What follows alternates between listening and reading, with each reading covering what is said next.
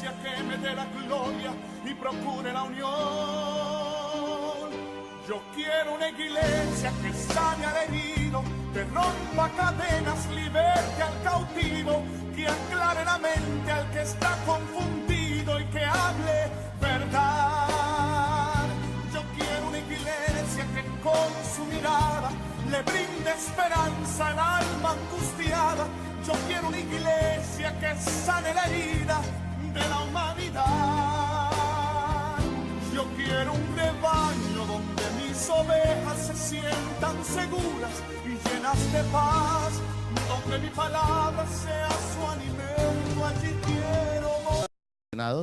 Así que vamos a la palabra. Capítulo 40 de Jeremías, versículo 1 dice así: palabra de Jehová que vino a Jeremías después que Nabuzaradán, capitán de la guardia, le envió desde Ramá, cuando le tomó, estando atado con cadenas entre todos los cautivos de Jerusalén y de Judá, que iban deportados a Babilonia. Oiga eso, o sea que Jeremías estaba atado con cadenas. Tomó pues el capitán de la guardia a Jeremías y le dijo: Jehová tu Dios habló este mal contra este lugar, y lo ha traído y hecho Jehová según lo había dicho, porque pecasteis contra Jehová y no oísteis su voz, por eso os ha venido esto. Me detengo aquí, porque yo lo que veo aquí es a un impío reconociendo la verdad de la palabra de Dios, porque quien está hablando es el capitán de la guardia, o sea que es un miembro del ejército de los caldeos. Y este hombre está hablando con Jeremías y le dice a Jeremías: mira, le dice, lo que estás viendo, lo que ha pasado, Dios lo ha traído sobre ustedes por desobedientes. ¿No cree usted que sería el colmo, o es el colmo, cuando un inconverso le dice a un cristiano caído: mira, por desobediente andás como andás? ¿Hay alguien aquí esta noche? ¿No cree que es terrible que en vez de que los pastores le prediquemos a las ovejas, sean los inconversos los que le tengan que decir al creyente que anda lejos de Dios: mira, a lo mejor por no estar yendo a la iglesia, no estar honrando a Dios, no estar sirviendo porque te has alejado, te ha ido mal? Y lo que vemos aquí es que los impíos pueden reconocer la certeza de la palabra de Dios, y hay una conexión bien clara entre el pecado y el juicio, un principio que se mantiene en la Escritura. La Biblia dice que la paga del pecado es muerte. Y aquí este capitán de la guardia le está diciendo a Jeremías, por cierto es la persona menos indicada para decirle, porque Jeremías es el que ha estado anunciando el juicio, y a él le viene a decir: mira, todo esto es consecuencia del pecado del pueblo. Eso le dice al final del verso 3: porque pecasteis contra Jehová y no oísteis su voz, por eso os ha venido esto. Muy importante entonces hacer una aplicación práctica en nuestra vida como creyentes, las circunstancias que nos están rodeando, las cosas que nos están pasando. ¿Por qué nos pasa lo que nos pasa? ¿Por qué nuestra vida no avanza? ¿Por qué no logramos salir adelante? Es necesario examinar nuestro corazón, nuestro caminar, nuestra vida, nuestra dependencia de Dios, nuestra fe, nuestra comunión, nuestro temor. Amén, amén, amén, amén, amén. Es necesario hacerlo, porque llega un momento cuando ya sale sobrando, por así decirlo, evaluar o aún arrepentirse de lo que pasó, como sucedió con Esaú, que dice que se arrepintió y con lágrimas él quería conseguir la primogenitura cuando ya no podía conseguirla. Entonces Dios, hermano, en su misericordia nos permite, nos da tiempo para que nos arrepintamos. Y ese es un enfoque general a toda la iglesia, porque podemos descuidar nuestro caminar, podemos descuidar nuestra salvación, podemos descuidar nuestra comunión con Dios. Yo creo que todos pasamos por etapas donde podemos experimentar que hemos subido a una montaña espiritual, pero después, si no nos cuidamos, caemos en un valle. ¿A alguien le ha pasado que cae en un valle espiritual y usted siente que su comunión con Dios no es la misma? Y usted siente hasta que ha decaído en cuanto a la oración, la comunión con Dios, el estudio de la palabra. Pues hay que reaccionar y volverse al Señor. Así que vemos aquí que hay una relación entre el juicio y el pecado. Pero lo más tremendo es que un impío, que un inconverso lo señale. Eso significa que los impíos un día van a reconocer que la palabra de Dios es verdad. O en el fondo también podríamos establecer la verdad de que los inconversos saben que lo que Dios habla es verdad y se va a cumplir. Verso 4. Y ahora yo te he soltado de las cadenas que tenías en tus manos. Si te parece bien venir conmigo a Babilonia, ven y yo velaré por ti. Pero si no te parece bien venir conmigo a Babilonia, déjalo. Mira, toda la tierra está delante de ti. Ve a donde mejor y más cómodo te parezca ir. Si prefieres quedarte, vuélvete a Gedalías, hijo de Ahicam, hijo de Safán, al cual el rey de Babilonia ha puesto sobre todas las ciudades de Judá, y vive con él en medio del pueblo. O ve a donde te parezca más cómodo ir. Y le dio el capitán de la guardia provisiones y un presente, y le despidió. Se fue entonces Jeremías a Gedalías, hijo de Ahicam, a Mizpa, y habitó con él en medio del pueblo que había quedado en la tierra. Mire, hermano, ¿no le parece a usted que este texto, si le prestamos atención, resulta un poco reconfortante? Porque estamos hablando del profeta, estamos hablando del hombre de Dios que en los capítulos anteriores ha estado sufriendo. El hombre de Dios que fue tirado a la cisterna y que estaba siendo sustentado solamente con pan y agua. Una ración de pan y una ración de agua. Pero ahora se le hace un gran ofrecimiento. Mire lo que se le está diciendo. Si te parece bien venir conmigo a Babilonia, ven. Y definitivamente que él iba a ir a Babilonia no como un esclavo. Iba a ir en una condición de honra, de honor, porque el rey Nabucodonosor sabía que ese era el profeta que había estado hablando los juicios de Dios. Sabía que ese era un hombre de Dios y por eso ordenó que lo soltara. Y todavía le dice, si tú vienes a Babilonia, yo voy a cuidar de ti, yo voy a velar por ti. Imagínense que a usted le ofrezcan eso.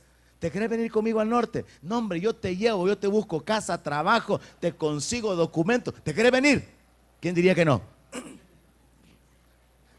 Nadie, ¿verdad? Menos que tenga aquí bien plantada su vida. Entonces, él dice, yo voy a velar por ti, pero si no te parece bien, entonces toda la tierra está delante de ti, ve a donde te parezca ir. Ahora Jeremías tiene la oportunidad de decidir dónde vivir. Mire, yo no sé cuántos, si pudieran cambiar dónde viven ahora, cambiarían el día de mañana. Imagínese que a usted le ofrecieran dónde quisiera vivir en El Salvador.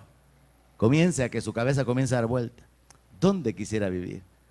En las nuevas colonias con sistemas electrónicos, con seguridad 24 horas, con piscina, con jacuzzi dentro de su baño. ¿Dónde usted quisiera vivir en El Salvador? Imagínese qué oferta la que le están haciendo. El capitán de la guardia le está diciendo, si te parece bien, si te atrae Babilonia, ven y yo voy a estar a cargo de tu vida. Si no querés irte a Babilonia, querés quedarte en tu pueblo, toda la tierra está delante de ti, podés escoger. ¿Cuántos creen que esta es una gran oferta? Es una oferta de bendición, hermano. ¿Y cuántos quisieran tener esa oferta? Así honestamente y sin trampa. ¿Cuántos quisieran que le hicieran una oferta como esa? Imagínese usted que de novios, el novio le dijera a la novia, mi amor, ¿dónde usted quiere vivir? Donde usted me diga, ahí nos vamos. Pero no, ¿verdad? Lo que dice, mira, nos tocan de la suegra, nos tocan de mi tío, nos toca allá por la quebrada, allá buscando después de los planes una... Pero volvamos al asunto para no ofender a nadie. Qué tremenda oferta esta. Él puede irse a Babilonia si quiere, o puede escoger la tierra, puede escoger donde le parezca lo mejor o lo más cómodo. Pero pensemos a quién se le hace esta oferta. A aquel que durante un tiempo no tuvo la oportunidad de escoger. A aquel que durante un tiempo más bien escogió sufrir por causa del Señor. A aquel que no negó al Señor, no se echó atrás, no se apartó del llamamiento y aunque le tocó sufrir, continuó perseverando en el sufrimiento. Y esto de alguna manera simboliza o representa a los creyentes, porque la Biblia dice que todos los que quieran vivir piadosamente vamos a recibir persecución de algún tipo. Y de alguna manera, como creyentes, nos negamos a ciertos beneficios, nos negamos a ciertos negocios, nos negamos a ciertas cosas porque hemos decidido seguir al Señor y creer que lo que Él tiene vale mucho más que lo que hay en el mundo. ¿Alguien dice amén? Se lo voy a sacar forzado porque vale la pena que lo diga. El apóstol Pablo mencionó que habían algunos que lo habían dejado atrás, que se habían vuelto atrás. Mencionó algunos que por causa de amar más al mundo, lo había abandonado. Y vemos ahí entonces que hay un problema, y es que siempre habrá la tentación, la posibilidad de volvernos al mundo, porque el mundo puede resultar atractivo. Ahora vemos aquí entonces que él tiene la posibilidad de regresarse a Babilonia, él tiene la posibilidad de quedarse en Judá, pero es el hombre que ha decidido sufrir por causa del Señor. Y él decide quedarse. Ahora, él se queda, él decide quedarse en Judá. ¿Y qué es lo que sucede? Mire, veamos los detalles. Dice que el capitán de la guardia le dio provisiones y le dio un presente y le despidió. El capitán de la guardia le dio provisiones y le dio un presente. ¿Cuántos creen que lo que hizo fue darle tal vez algunos $20? ¿Cuántos creen cuál habrá sido el presente? El capitán le da provisiones, el capitán le da un presente, y eso significa que el corazón de Dios ha sido movido, el corazón de este hombre ha sido movido por Dios, de tal manera que los inconversos están sirviendo de bendición para su profeta, para su siervo. Y entonces una vez más tengo que recordarle a usted el principio, la idea de que cuando Dios quiere bendecirlo, Dios va a usar a cualquier persona para bendecirlo. Dios va a usar incluso a los enemigos para poder bendecirlo. Y entonces vemos acá que Jeremías se queda en Mizpa. Recuerde que él había comprado una heredad también. Pero lo que vemos aquí es que Dios recompensa a sus siervos. Así que el principio permanece aquí establecido. Si el Señor ha dicho en su palabra que no hay nadie que cierre las puertas de balde, y Jesús dijo que no había nadie que se quedara sin recompensa ante un vaso de agua entregado en su nombre. Verso 7. Cuando todos los jefes del ejército que estaban por el campo, ellos y sus hombres, oyeron que el rey de Babilonia había puesto a Gedalías, hijo de Ahicam, para gobernar la tierra, y que le había encomendado los hombres y las mujeres y los niños y los pobres de la tierra que no fueron transportados a Babilonia, vinieron luego a Gedalías en Mizpa, esto es Ismael, hijo de Netanías, Johanán y Jonatán, hijos de Carea, Seraías, hijo de Tanhumet, los hijos de Efaín, Netofatita, y Jesanías, hijo de un Maacateo, ellos y sus hombres. Y les juró Gedalías, hijo de Ahicam, hijo de Safán, a ellos y a sus hombres, diciendo: no tengáis temor de servir a los caldeos. Habitad en la tierra y servid al rey de Babilonia, y os irá bien. Y he aquí que yo habito en Mizpa para estar delante de los caldeos que vendrán a nosotros. Mas vosotros tomad el vino, los frutos del verano y el aceite, y ponedlos en vuestros almacenes, y quedaos en vuestras ciudades que habéis tomado. Mire, ahora encontramos otro escenario, otra idea completamente diferente que podemos hacer práctica, que podemos hacer aplicable en nuestra vida.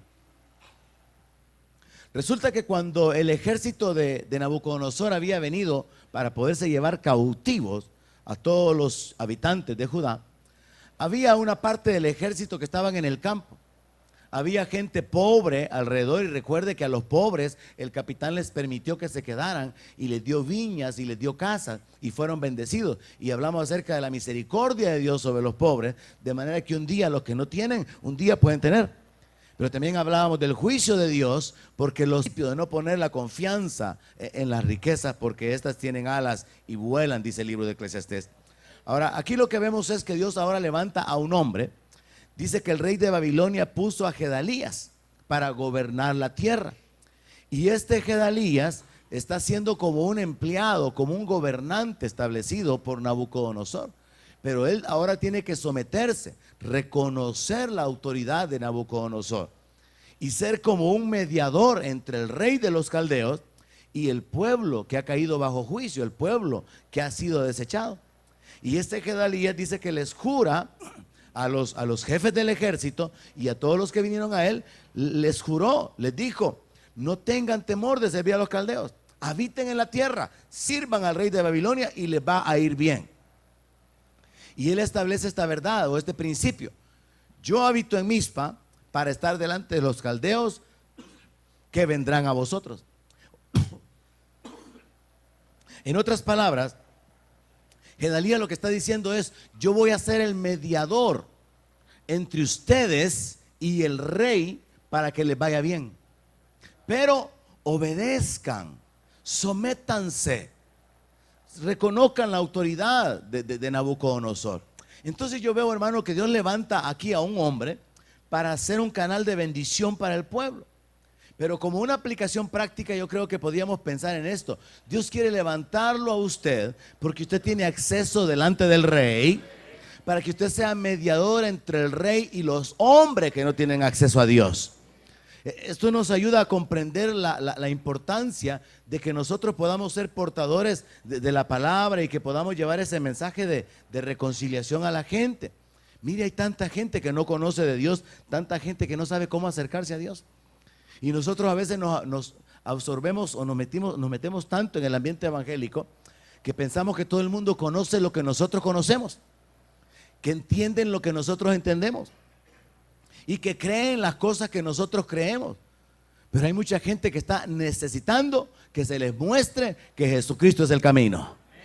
Ahora es importante entender esto: Jesús es el camino para llegar al Padre. Amén. Es importante saber, proclamar que Jesús es el mediador entre Dios y los hombres. Pero para que la gente llegue a Cristo se necesita alguien. Y ahí entra el lugar suyo y el lugar mío. Ahí entra el espacio para que usted sea un portador de la palabra, de esperanza, de vida, de perdón. Y aquí es donde este Gedalías queda colocado entre el rey y el pueblo. Y por eso Gedalías les jura, les asegura que les va a ir bien. Y le dice: yo habito en Mizpa para estar delante de los caldeos. Esto nos habla, hermano, acerca de nuestra posición como intercesores. Mire, mucha gente ha sido salvada gracias a la intercesión de un familiar.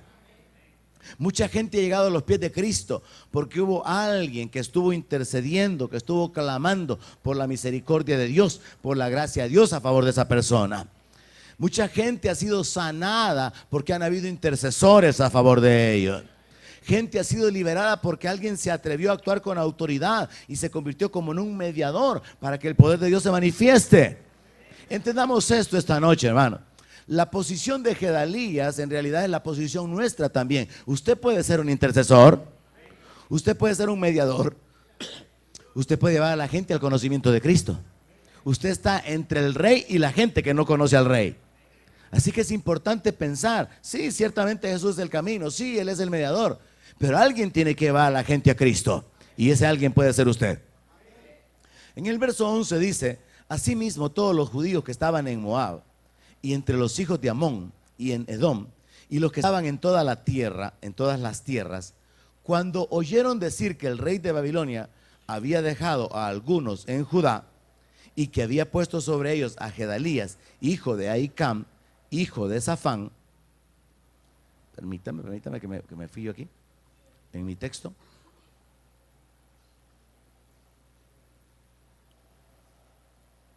Espérame que se me cambió mi página.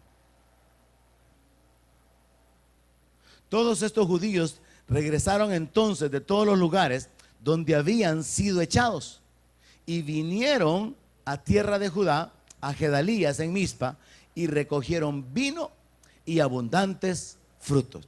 Se establece entonces que esta gente pudo alcanzar la bendición por causa de que Gedalías estaba colocado en esa posición de intermediario. Así que podemos aplicar el principio: hay gente, hermano, que puede ser bendecida por causa de su intercesión, por causa de la actitud suya de velar por otros y de estar delante del rey a favor de las personas. En el verso 13 dice que Johanán, hijo de Carea, y todos los príncipes de la gente de guerra que estaban en el campo, vinieron a Gedalías en Mizpa y le dijeron: ¿no sabes que Baalis, rey de los hijos de Amón, ha enviado a Ismael, hijo de Netanías, para matarte? Mas Gedalías, hijo de Ahicam, no les creyó. Entonces Johanán, hijo de Carea, habló a Gedalías en secreto en Mizpa, diciendo: yo iré ahora y mataré a Ismael, hijo de Netanías, y ningún hombre lo sabrá. ¿Por qué te ha de matar? Y todos los judíos que se han reunido a ti se dispersarán, y perecerá el resto de Judá. Pero Gedalías, hijo de Ahicam, dijo a Johanán, hijo de Carea: no hagas esto, porque es falso lo que tú dices de Ismael. Mire, aquí esto nos lleva a algo que también ha sido una realidad siempre en el desarrollo del reino y en el desarrollo de la iglesia, y es la traición. Siempre ha habido traición en el desarrollo del reino. Siempre ha habido gente interesada en buscar su propio beneficio. Siempre ha habido gente movida por la envidia, gente movida por la codicia, y todo esto comienza allá con Caín y Abel. Pero luego avanza con personajes como Aarón y María, que tenían envidia de Moisés y decían: vaya, ve como que solamente él es profeta. Y permitieron que en su corazón hubiera amargura porque Moisés había tomado el control y Moisés estaba enseñoreando del pueblo. Siempre existe la posibilidad de que se levante gente en contra de aquellos que Dios levanta. Siempre existe la posibilidad de que Dios mueva su mano para poder derramar sus bendiciones, ejecutar su voluntad, pero que el diablo también mueva a las personas para remover a aquellos que Dios ha levantado, porque él va a querer continuar con su propósito, el enemigo. El diablo va a querer siempre traer la destrucción. Entonces mire qué tremendo. Dios ha levantado a Gedalías, pero ahora el diablo está moviendo sus piezas y ahora el rey de Moab ha enviado gente para que maten a Gedalías. ¿Por qué? Porque la intención es acabarse hasta el remanente que ha quedado en Judá. Y aquí lo que vemos es la intención del enemigo, que cuando viene el juicio de Dios, viene el castigo, el pueblo es entregado en las manos del enemigo. El enemigo quiere acabar al pueblo. Dios en su misericordia siempre dejó un remanente. Y Dios siempre habla de su misericordia. Lo hemos venido viendo en estos capítulos. Dios siempre muestra su misericordia, anticipa la misericordia, y Dios siempre deja una parte del pueblo que no ha sido tocada, que no ha experimentado el juicio. Pero vemos aquí que el enemigo se quiere levantar y quiere matar a Gedalías. Ahora, lo que podemos entender es que Dios levanta líderes, pero el diablo quiere remover a los líderes. Todo líder tiene que saber que en el momento que está en una posición de liderazgo, está en una posición de mayor ataque. Ahora, no hay que establecer esto como una verdad en la cual hay que caminar en temor. Porque hay gente que se enfoca de esta manera. Yo lo he oído muchas veces. No, mire, yo no me atrevo en eso que dicen de andar echando fuera demonios porque después el diablo la agarra contra uno. Y entonces resulta como que si usted logra una victoria en contra del diablo, después a usted le va a tocar una gran arrastrada. No, ¿dónde está la autoridad en el nombre de Jesús? ¿Dónde está el poder del nombre de Jesús? Dios no nos ha llamado como ovejas de matadero, nos ha llamado para ser más que vencedores. Y Él nos ha levantado y nos ha dado ya la victoria. Y todo lo podemos en Cristo que nos fortalece. Pero existe esta mentalidad religiosa, esta mentalidad un poco ignorante de la voluntad de Dios. Que si yo echo fuera un demonio, si yo libero a alguien, entonces el diablo va a atacarme en otro nivel. El diablo va a agarrarla contra mí, contra mi familia, y entonces mejor no meterse ahí. Ha sido una forma muy astuta de parte del diablo de lograr que los creyentes no ejerzan la autoridad que le corresponde. Ahora, dije, tenemos que saber esta verdad, pero no para caminar en temor. Si Dios levanta a un líder, el líder tiene que saber que el diablo va a atacarlo en otro nivel. Pero siempre hay que saber esto: Dios nunca nos va a dejar ser tentados más allá de lo que podemos soportar, sino que siempre juntamente con la prueba nos va a dar la salida. O sea, Dios no va a dejar nunca a nadie abandonado. Dios nunca va a dejar a un líder experimentar presiones, problemas o dificultades que no puede enfrentar. Dios ya conoce la presión, Dios ya conoce la necesidad o el problema antes de que venga. Y es como que Dios no va a autorizar jamás que usted sea presionado si Él ya sabe que usted no va a aguantar. Entonces, si Él permite que la prueba venga, es porque Él sabe que usted puede. Así que sepa que usted puede, y métale ganas y siga para adelante. Y deje de andar con sus desánimos y deje de andar ahí con sus alas caídas, porque Dios sabe que usted puede. Entonces, cuando nos establecemos en esa verdad, seguimos adelante, seguimos presionando, seguimos como los 300 que tenía Gedeón, cansados pero todavía persiguiendo. No, hombre, esos eran guerreros. A los otros no, solamente se les dijo: le quiero decir que Dios me ha dicho que si alguien tiene tantito de miedo, que se vaya. Se fueron los cobardes, porque tenían tantito de miedo. Pero los que se quedaron con Gedeón, esos eran guerreros de verdad, y permanecieron y alcanzaron la victoria completa. Ahora vea que aquí hay otro detalle. Los líderes son canales de bendición y por eso el diablo quiere detenerlos. Pero también cualquier creyente, aunque no sea un líder, por el simple hecho de haberse escapado de las garras del enemigo, será un blanco para el diablo. Por eso viene la persecución por causa de la palabra. Hay gente que cuando más se compromete con Dios, más problemas tiene. Y entonces llegan a esta conclusión: mire que ahora que más me he comprometido, más problemas tengo. Sepa que así es. ¿Por qué? Porque Dios quiere que tenga más victorias. Si usted tuviera menos problemas, hubieran menos victorias. Entonces, cuando la gente decide seguir a Cristo, problemas vienen por causa de Cristo, por causa de la palabra. Por eso yo no estoy de acuerdo con el eslogan: Cristo es la solución a todos tus problemas. Mi eslogan es: Cristo es el inicio de algunos de tus problemas. Porque hay unos problemas que comienzan cuando seguimos a Cristo. Yo voy en contra de alguna corriente. Por ejemplo, la gente acostumbra a decir: para todo hay solución, menos para la muerte. Mentira, la solución para la muerte es Cristo. Amén. Entonces hay que tener criterios en base a la palabra. Pues volviendo a este punto, nuestra relación con Cristo, nuestra fe, es la base para algunos problemas, es la base para la persecución. El diablo va a querer remover los canales de bendición. Puede hacer que usted no sea un líder, es un creyente, pero es un creyente firme. Y el diablo va a tratar de estorbarlo, de detenerlo, de destruirlo, de hacer que vuelva atrás, porque el diablo quiere detener o hacer volver atrás a todos aquellos que pueden servir para los propósitos de Dios. Incluso puede hacer que no sea ni siquiera un servidor, pero el enemigo va a tratar de ver si lo destruye. Por eso la palabra dice que el diablo anda como león rugiente, buscando a quien devorar. Ahora, es muy importante aplicar en esta historia, porque vea, lo que vamos haciendo es examinando una serie de elementos, hermano, que cuando venimos a la palabra nos damos cuenta de que son en cierta forma como repetitivos, son principios. De las historias podemos extraer verdades y extraer principios. Resulta que la conspiración, la traición se levanta en contra de Gemalías, y a Gemalías le advierten que lo quieren matar, pero él no creyó. Ahí está en el verso 16.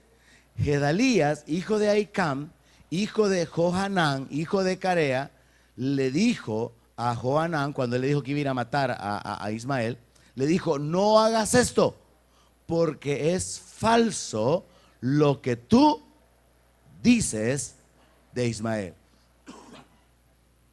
En otras palabras, Gedalías detuvo a aquel que podía detener la conspiración en contra de él, a aquel que podía haberlo librado de la muerte. Y esto a mí me enseña un principio práctico, y es: los líderes necesitamos discernimiento. Pero lo voy a extender no solamente a los líderes, hermano. Los creyentes necesitamos discernimiento.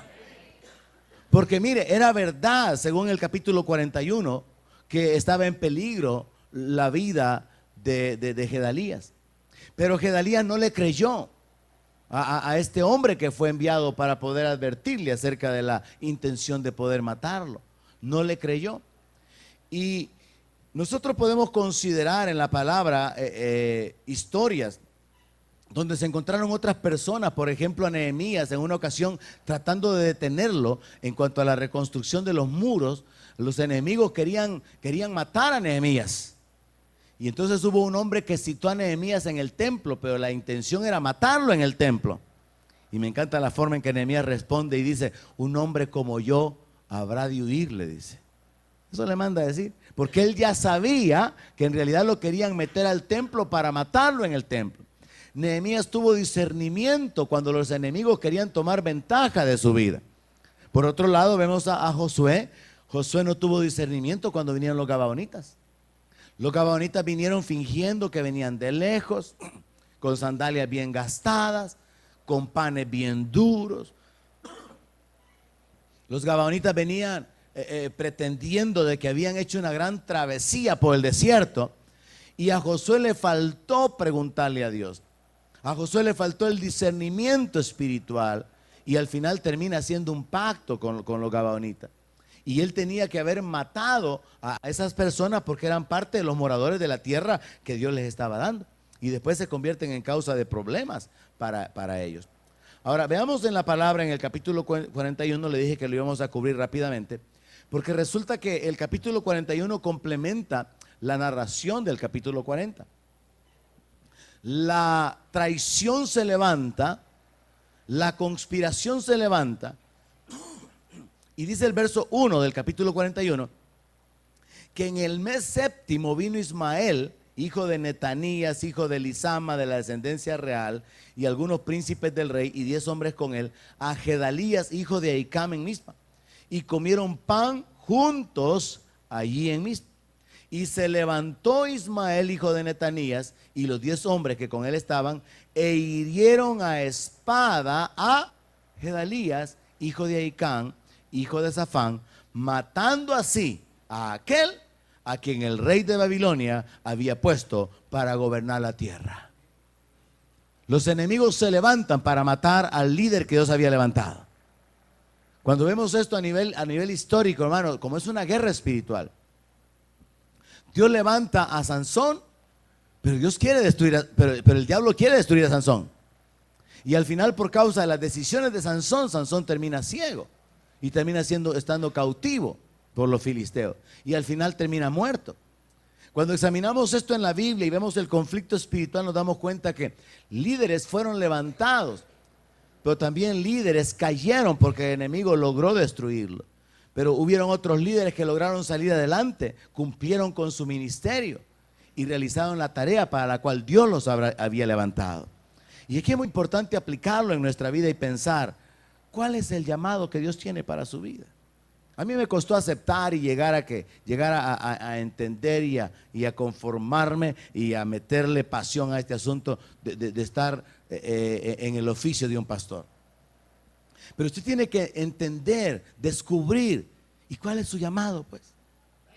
Porque yo no creo que su llamado sea para ser una oveja únicamente. Usted tiene que ser el libertador de algunos. Usted tiene que ser un canal de bendición para algunos. Tiene que haber un ministerio para su vida. Tiene que haber una función, porque la palabra de Dios dice que todos somos miembros del cuerpo de Cristo. Y en un cuerpo, todos los miembros tenemos una función. Y por eso Pablo habla acerca de los que hacen milagros, los que presiden, los que administran, los que dan. Pablo habla acerca de diferentes dones en Corintios, y dones ministeriales, y también en Efesios encontramos los 5 dones del ministerio.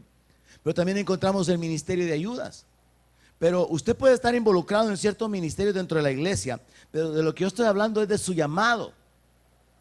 ¿Qué es lo que Dios lo ha llamado a hacer? Usted tiene que procurar descubrir cuál es su llamado. Amén. Y una vez descubra su llamado, usted tiene que procurar caminar para poder desarrollar su llamado. Si no, usted va a vivir sin propósito. ¿Sabe para qué va a vivir usted? Para hacer dinero, para poder seguir pagando por seguir viviendo. Y va a seguir viviendo para seguir haciendo dinero. Y ese dinero le va a servir para seguir pagando, para seguir viviendo.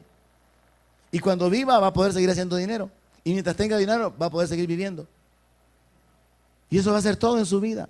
Pero no hay un propósito, no hay una razón, no hay expectativa. Y ahora acuérdese que Jesús dijo: en esto he glorificado a mi Padre, en que llevéis mucho fruto. Dios está esperando fruto de cada uno. No es un asunto únicamente de mi fruto como pastor, no es únicamente mi fruto como ministro, sino que es un asunto del fruto de cada uno de una manera individual y personal. Cada uno en su nivel, cada uno de acuerdo a la vocación, cada uno de acuerdo al llamado. Dios llamó a Nehemías para que fuera el copero del rey, pero luego lo levantó para que fuera el que reconstruyera los muros. Amén. Dios llamó a David para que fuera el que peleara las batallas de Jehová con Saúl, pero Dios lo quería realmente después a él, siendo el rey de Israel. Dios llamó a Eliseo para que fuera el sirviente de Elías, pero Dios quería que él fuera su profeta después. Dios llamó a Josué para que sirviera a Moisés, pero en realidad era su entrenamiento para que después derrotara a 31 reyes y distribuyera la tierra por herencia al pueblo de Israel. Así que supongamos, póngase de acuerdo conmigo, supongamos que usted todavía está en entrenamiento, pero asegúrese, hermano, de descubrir su llamado antes que se muera. Asegúrese de descubrir. ¿Y para qué vive usted, pues? Es así como que, mire, pero por el amor de Dios, ¿y usted para qué está vivo, pues? Es que no puede ser que usted esté vivo solo para tener problemas. Usted tiene que tener un propósito en su vida. Tiene que haber una razón para su existencia. No puede ser simplemente pasar por este mundo y vivirlo lo mejor que pueda. Tiene que haber un propósito para su existencia. Asegúrese de descubrir ese propósito antes de que lo maten, antes de que se muera, antes de que parta mejor vida, dicho de una manera más suave. Verso 3. Mire, no solo mataron a Gedalías, sino que en el verso 3 dice que Ismael mató a todos los judíos que estaban con Gedalías en Mizpa y a los soldados caldeos que ahí estaban. O sea que este hombre realmente se levantó en una conspiración tremenda.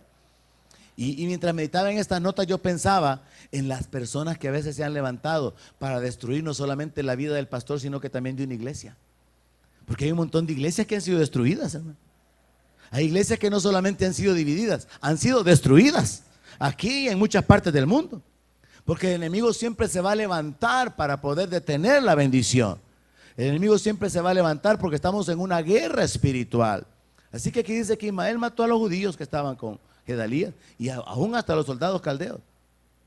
Más adelante en el verso 5 dice que aún a unos hombres que venían de Siquem, eran 80 hombres, que venían con la barba raída, con las ropas rotas, rasguñados, traían en sus manos ofrenda e incienso para llevar a la casa de Jehová. Dice que Ismael le salió al encuentro y fingió, porque esto sucedió un día después de que Gedalías estaba muerto y todavía nadie lo sabía, fingió que allá estaba Gedalías, los invitó, pero cuando llegaron dentro de la ciudad, dice el verso 7, Ismael, hijo de Netanías, los degolló y los echó dentro de una cisterna, él y los hombres que con él estaban. Mas entre aquellos 80 fueron hallados 10 hombres que dijeron a Ismael: no nos mates, porque tenemos en el campo tesoros de trigo, cebadas, aceites y miel. Y los dejó y no los mató entre sus hermanos. Y la cisterna en que echó Ismael todos los cuerpos de los hombres que mató a causa de Gedalías era la misma que había hecho el rey Asa a causa de Baasa, rey de Israel. Ismael, hijo de Netanías, la llenó de muertos. Yo estaba pensando, la verdad es que la historia humana siempre ha estado caracterizada por guerras, mortandades, conflictos. Siempre han habido mortandades. Y el reino en particular, el establecimiento del reino de Israel, siempre se caracterizó por las luchas, por los conflictos. Y todo esto es un símbolo del conflicto espiritual en el que ahora vivimos. Ahora, verso 10 dice: después llevó Ismael cautivo a todo el resto del pueblo que estaba en Mizpa, a las hijas del rey y a todo el pueblo que en Mizpa había quedado, el cual había encargado Nabuzaradán, capitán de la guardia, a Gedalías, hijo de Ahicam. Los llevó cautivos Ismael, hijo de Netanías, y se fue para pasarse a los hijos de Amón. Mire, Dios había mostrado misericordia con estos, no los habían destruido, algunos habían recibido heredades, Dios no los había cortado, no se los habían llevado como esclavos a Babilonia, pero el enemigo viene y se lo lleva cautivo a la tierra de Amón. Y esto tiene que ayudarnos a entender todo el panorama espiritual. El pueblo peca, Dios trae juicio. Y nadie puede impedir el juicio de Dios. Pero aparte del juicio de Dios, el diablo se levanta para traer destrucción. Y esto tiene una aplicación tremenda, porque cuando nosotros pensamos, por ejemplo, en el Salmo 91, el que habita al abrigo de Dios morará bajo la sombra del Omnipotente. Hay una cobertura, hay una protección cuando habitamos debajo del abrigo de Dios.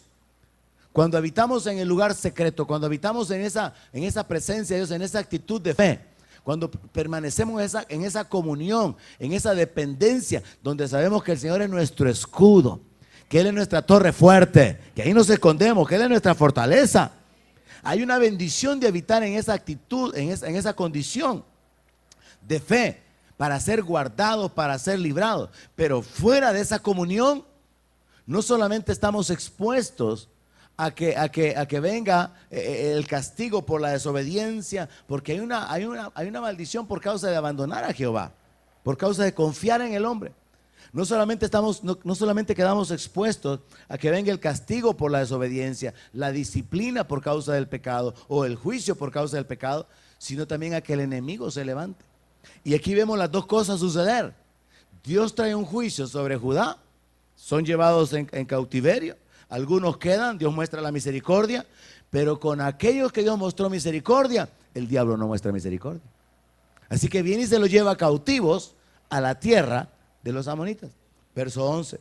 Y oyeron Johanán, hijo de Carea, y todos los príncipes de la gente de guerra que estaban con él, todo el mal que había hecho Ismael, hijo de Netanías. Entonces tomaron a todos los hombres y fueron a pelear contra Ismael, hijo de Netanías, y lo hallaron junto al gran estanque que está en Gabaón. Mire, hermano, muy importante este personaje, Johanán, porque Johanán se levanta de una manera similar como se levanta Gedalía para poder ser un canal de bendición. Le voy a ayudar a que descubra su llamado. Dios quiere que usted sea un canal de bendición, pero usted tiene que averiguar de qué manera usted va a ser un canal de bendición, porque definitivamente Dios quiere usar su vida como un instrumento en sus manos, como un instrumento para transmitir bendición a otros, pero va a tener que averiguar de qué manera. Ahora vea, Gedalías era el canal de bendición estando delante del rey a favor del pueblo, pero ahora Johanán se convierte en un instrumento usado por Dios para la bendición de aquellos que han sido llevados cautivos. Y esto nos habla de una persona que expone su vida para poder bendecir a otros. Dice que lo que hicieron fue que se levantó Johanán, se levantaron los príncipes de guerra cuando oyeron lo que Ismael había hecho. Verso 12, tomaron a todos los hombres y se fueron a pelear contra Ismael y lo hallaron junto al gran estanque que está en Gabaón. ¿Recuerda usted la historia de cuando Lot había sido llevado cautivo? ¿Amén? Y entonces Abraham decide ir a liberarlo. Esto también tiene que hablarnos a nosotros, hermanos, de una manera personal. Mire, es bueno para nosotros estar aquí martes, jueves y domingo adorando a Dios y recibiendo la palabra. Pero allá afuera hay gente que necesita de Cristo. Y semana tras semana pasa y probablemente usted no le habla a nadie de Cristo. Semana tras semana pasa y gente muere cada semana. Estábamos todavía por ahí por la semana pasada, recién pasando la mitad, y la noticia, 220 y tantos muertos solo en abril. Gente está muriendo y nosotros tenemos la palabra de vida y la palabra de esperanza. La gente necesita oír palabra de vida. La gente necesita saber que antes de que mueran es posible cambiar las cosas, porque está establecido para el hombre que muera una sola vez y después el juicio. Pero nosotros a veces estamos muy conformes con que Dios ya cambió nuestra vida, somos cristianos, somos miembros de tal iglesia, nos congregamos, servimos, apoyamos, hacemos esto y lo otro. Pero es que el mundo necesita saber de Cristo. Y necesitamos levantarnos. Y todos podríamos levantarnos por lo menos como intercesores. Levántese, hermano, para interceder por sus familiares que no conocen de Cristo. Levántese para interceder por aquellos que se han alejado del Señor, Que Dios los guarde en su misericordia. Dios detenga las maquinaciones del enemigo. Que Dios obre atrayéndolos. Que Dios obre moviendo las circunstancias para que puedan volverse. Usted puede ser un canal de bendición siendo un intercesor. Usted puede ser un canal de bendición materialmente. Usted puede ser un canal de bendición espiritualmente a través de la enseñanza, sacando de la confusión, compartiendo la palabra. En este caso, de una manera literal, como sucedió con Abraham, se fueron a la guerra. En el pueblo de Israel usted va a encontrar este elemento común. Siempre había un grupo peleando para libertar a otro grupo. Amén. Este es un grupo que debería estar involucrado en pelear para liberar a otro grupo. Y podemos hacerlo en el nombre del Señor, con las armas espirituales, con la palabra de Dios, con la oración. Pero muchas veces estamos tan conformes.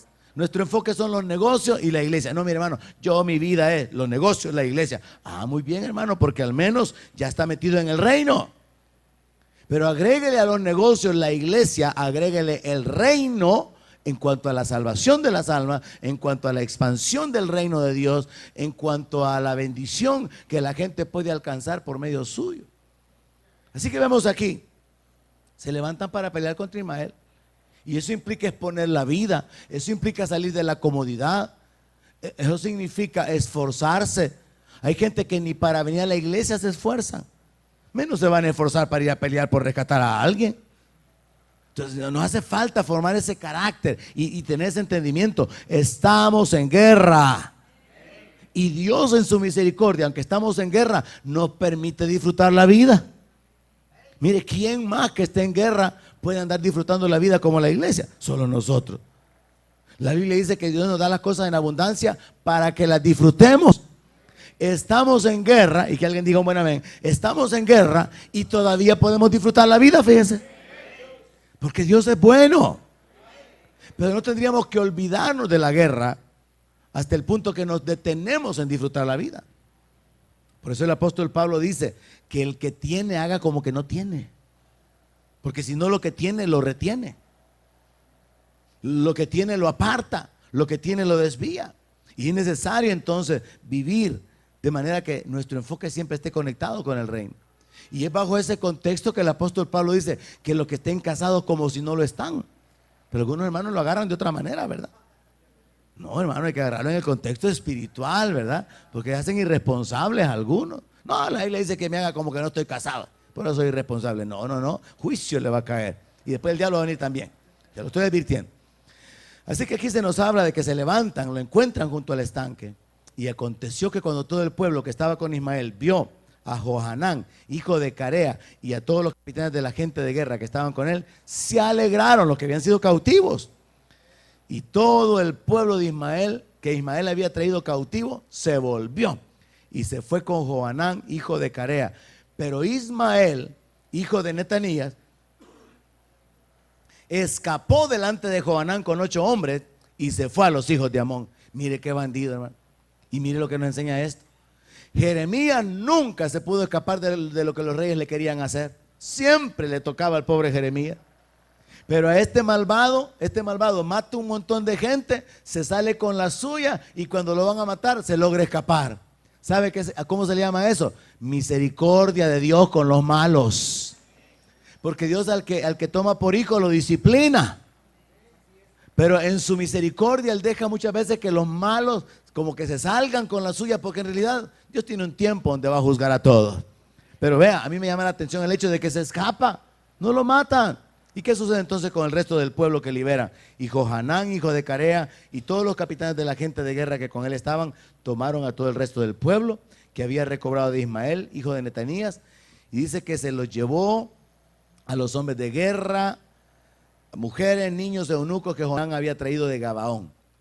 Fueron y habitaron en Jerut-Quimán, que está cerca de Belén, a fin de ir y meterse en Egipto, a causa de los caldeos, porque les temían por haber dado muerte a Ismael, hijo de Netanías, a Gedalías, hijo de Ahicam, al cual el rey de Babilonia había puesto para gobernar la tierra.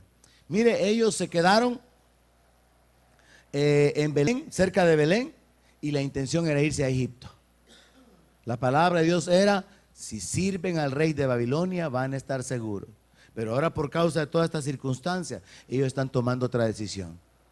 Decisiones erróneas. Y esto trae la última aplicación. Nosotros a veces decidimos ir a un lugar donde Dios no quiere que vayamos. A veces decidimos hacer cosas que Dios quiere que no hagamos. Y no estoy hablando de pecado, estoy hablando de decisiones fuera de la voluntad de Dios. A Jonás Dios le dijo que fuera a Nínive, Jonás se fue para otro lado. El profeta Elías estaba escondido en una cueva. ¿Y qué haces aquí? Le dice el Señor. Es que tenía un vivo celo por Jehová. Qué raro que tenía celo por Jehová y no estaba buscando a Jehová, sino que huyendo, ¿verdad? A veces tomamos nuestro propio camino, tomamos nuestras propias decisiones y entonces no nos va bien. Y esta es la última aplicación. Dice que ellos se fueron a Jeruquimam, que está cerca de Belén, porque en su mente lo que estaba era, vamos a volvernos a Egipto. Porque ellos tenían miedo. Ellos pensaban que los caldeos podían tomar represalias contra ellos, porque habían dado muerte a Ismael, hijo de Netanías, porque había dado muerte Ismael a Gedalías, hijo de Ahicam. O sea, ellos pensaron que el rey los podía considerar culpables del asesinato, aunque ellos no lo fueran. ¿Qué significa esto? Moverse bajo el temor. Aplicación final. No tome decisiones en base al temor. ¿Hay alguien aquí? Tome decisiones de fe. No tome decisiones en base al temor. Porque ¿quién lo va a respaldar si usted toma decisiones en base al temor? Dios no lo va a respaldar. Las decisiones de fe van a ser respaldadas por Dios. Porque es con la fe que nosotros honramos a Dios. Amén. Oramos y nos despedimos. Padre, gracias por la vida. Donde mi palabra sea su alimento, allí quiero